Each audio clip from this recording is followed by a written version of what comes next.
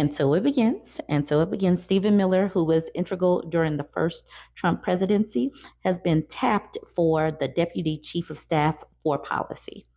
President-elect Donald Trump is expected to announce in coming days that Stephen Miller, his top immigration advisor, will serve as White House Deputy Chief of Staff for Policy, two sources familiar with the plans told CNN. Miller, who served as a senior advisor to Trump, was his lead speechwriter during his first administration and has been a leading advocate for a more restrictive immigration policy and is expected to take on an expanded role in the president-elect's second term. He's been closely involved with Trump's transition process and will have a key role in future staffing decisions. During the campaign, he frequently traveled to rallies with Trump on his private plane and was increasingly visible as a speaker at events in recent months. Miller is also a lead architect in the president-elect's plan for mass deportation of undocumented immigrants. He has said that a second Trump administration would seek a tenfold increase in the number of deportations to more than 1 million per year. In an interview on Fox News last week, Miller expressed eagerness at the prospect of beginning mass deportations as soon as possible. They begin on Inauguration Day, as soon as he takes the oath of office. Dude's not even going to come in, relax, try to organize his desk or anything. He's just going to come in and start deporting folks. And for the Latinos, for Trump, these people that have kids that are DACA recipients, people that have some abuelas or some tias at home that are undocumented, and you voted for this, it says it's going to happen as soon as he is inaugurated. So I hope that you really thought long and hard, because you really thought that your family is going to escape unscathed. I don't think so. Asked about the expected announcement, Trump spokeswoman Carolyn Levitt told CNN the president-elect Trump will begin making decisions on who will serve in his second administration soon. Those decisions will be announced when they are made. Longtime hardliner on immigration, Miller was instrumental in setting up immigration restrictions during the first Trump administration, advocating for child separation in migrant detention facilities and a travel ban targeting people from majority Muslim countries. And I think it was majority Muslim places like in Michigan that voted for Donald Trump. So that should be interesting. I'm sure that they really, love this, but what can you say? After Trump left office, Miller started an advisory group called America First Legal, which went on to contribute to Project 2025, the sweeping conservative blueprint for the next Republican president created by the Heritage Foundation. On the campaign trail, Trump repeatedly distanced himself from Project 2025, claiming that he had no idea who was behind it, despite his close ties to Miller and other crucial figures in Trump's orbit. In an interview with New York Times last year, Miller said that under a second Trump term, the military would build detention centers to house immigrants who have been arrested and are facing deportation. The new camps would likely be built on an open land in Texas near the border. And he's going to be working hand in hand with Tom Homan, who is poised to be a border czar pick, and he is a hardliner, and he is currently a Fox News contributor. When Tom Homan left the U.S. ICE agency in 2018, he didn't go far from Donald Trump's administration. He joined Fox News as a paid contributor and used the platform to argue for aggressive border enforcement. Now, in a full circle, the immigration hardliner is leaving Fox and rejoining Trump as the president-elect prepares to take office again. So he is back. Y'all know that Fox was just basically a campaign stop for Trump, or it was just basically their news outlet. Homan is the first Fox News personality to join the currently in formation Trump administration, and he likely won't be the last. Trump is a dedicated Fox viewer, despite his occasional social media posts and comments criticizing the right-wing network, and he has a history of hiring TV personalities he likes. Homan fits that description. He was hired to head ICE's deportation branch during the Obama administration and was named acting director of the agency when Trump took over in 2017. I'm skipping some of the article, but this says as recently as Sunday morning, Homan was on Fox as a paid contributor, talking with anchor Maria Bartiromo about Trump's plans for mass deportations and criticizing the media. I keep reading stories about, concentration camps. ICE has the highest detention standards in the industry. These people will be well taken care of. It'll be a humane operation, but it's a necessary mass deportation operation. On Monday, he was back on air as an expected Trump appointee, live from the same location, speaking about the same topic, underscoring just how thin of a line exists between pro Trump media and the emerging Trump administration. The only big difference on Monday was that he was wearing a tie.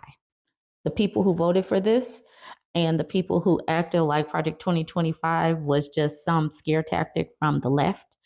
I hope that you're ready. I hope that you're ready. I hope that you're not one of those Latinos or Hispanics that has some undocumented people in your own family, because it is about to get really rocky come this holiday season.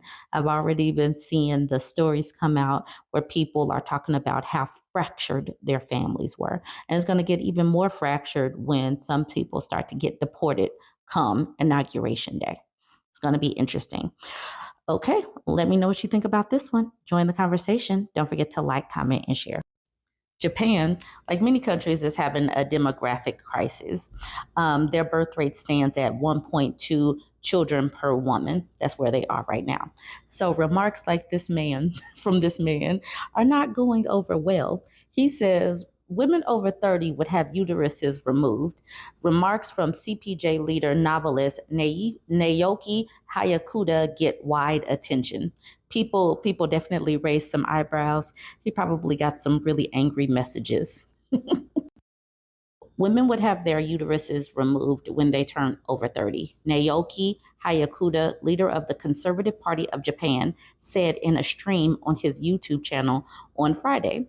On the channel, he also said that he would make it a law for women who are single after 25 not to be allowed to be married. The remarks came as he discussed the measures to tackle Japan's declining birth rate, saying he was hypothetically speaking of science fiction as a novelist. That is a way to hedge his remarks. But why do they really think that 25 is the cutoff? Because who is the 25-year-old woman going to be marrying? Later, Hyakuta posted an apology on his X account. I cannot deny the expressions were too harsh. I apologize to those who were offended. The Conservative Party of Japan gained 3 seats at the House of Representatives in the general election held in October. The party has met the criteria to be recognized as a political party under the relevant law. The crazy thing is, there is a demographic crisis, a birth rate crisis globally. And what these patriarchal countries are doing are like really digging their heels in and getting even more radical. And women are going to dig their heels in and push back and close down shop even more. May the birth rate continue to plummet to hell. Join the conversation. Let me know what you think about this one. I know that I talk about these Asian countries a lot, but I do so because their demographic crisis and their birth rate decline is just a little bit ahead of the United States. Like Japan's birth rate is sitting at 1.2, the United States is sitting at 1.6. So I do so because the repercussions of the demographic crisis and population crisis could very well be our future. The Chinese people in the kindergartens closing, the abandoned houses in Japan. And now we got this article with cultural celebrations being impacted. This article, 102 local Japan traditions halted or lose folk cultural asset status amid population decline. A total of 102 festivals and other cultural event designations by 31 prefectural governments as intangible folk cultural properties have been suspended or had those designations lifted, due in many cases to a lack of people, the Mainchi Shunbom has learned. In a majority of cases, the designations were removed due to the aging of participants or a decline in the population of young people. The situation underscores the difficulties in passing on folk customs as the nation's population shrinks. Traditional events and festivals that are judged to have a particular value are protected by the Japanese government and local bodies as designated cultural properties. In its survey, the Mainichi Shimbun focused on intangible folk cultural assets designated by prefectural governments. It asked how many designations had been lifted and how many cases there were in which the designations were maintained, but the festivals or other events couldn't be held, leaving them in a dormant state. The Mainichi obtained responses from all 74 prefectural governments in Japan. The results showed that since 1975, when the current system of designating cultural properties began, there were 9 cases across 4 prefectures in which designations have been lifted. Chiba Prefecture removed the designation for 6 traditions, including Aino Kabuki, a type of kabuki performed in the city of Narita, due to the loss of groups to carry on the performances. Sayatama, Ayachi, and Oita, please forgive me, prefectures also recorded 1 case each. These figures did not include traditions whose prefectural designations had been lifted because the events had been upgraded to receive national recognition, or cases where the designation had once been lifted but later reinstated.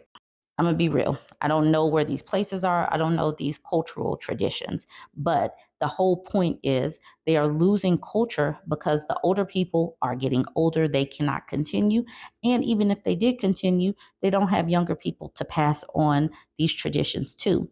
And I'm only bringing this up because I can see our country moving to this, where some cities and counties are getting older and older, especially as the young people move away. And I can just see this happening on different levels here in the United States. So join the conversation. Let me know what you think about this one. Don't forget to like, comment, and share.